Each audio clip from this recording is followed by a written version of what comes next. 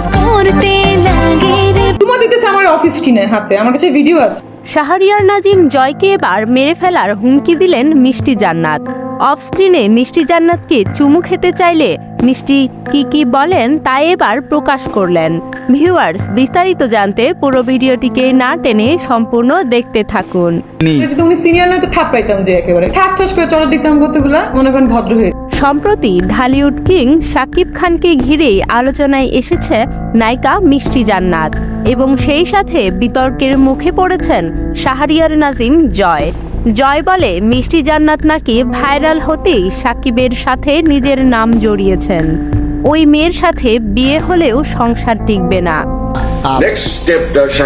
ওই মেয়ে বলে মেনশন করায় চটে গিয়েছেন নায়িকা মিষ্টি জান্নাত এবং তখনই জয়ের অজানা নানান তথ্য ফাঁস করে দেন মিষ্টি জান্নাত। সে আমাকে চিনেই না, তো ভেরি স্যাড থিং। কেন সে বলবো ওই যে একটা নিকেতন আমার সাথে কফি খায় বসে বসে। জয়ের এমন কথার জবাবে ক্ষুব্ধ হয়ে মিষ্টি বলেন, সে বলল ওই যে একটা মেয়ে, এটা কেন বলবে? আমি কষ্ট পেয়েছি।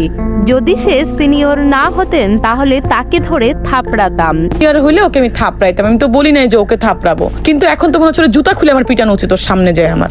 তার প্রোগ্রামে গেলেও এমন করে, অফ স্ক্রিনে চুমু দেওয়ার চেষ্টা করে।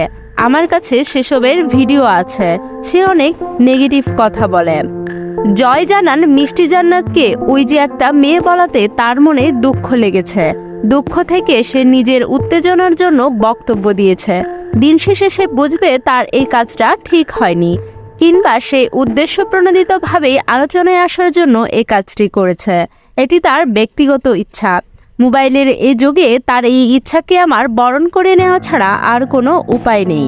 ভিউয়ার্স, এই ছিল আমাদের আজকের ভিডিওটি কেমন লাগলো এবং সেই সাথে জয়ের উপর মিষ্টি জান্নাতের আনত সব অভিযোগ নিয়ে আপনার কি মন্তব্য জানান আমাদের কমেন্ট বক্সে।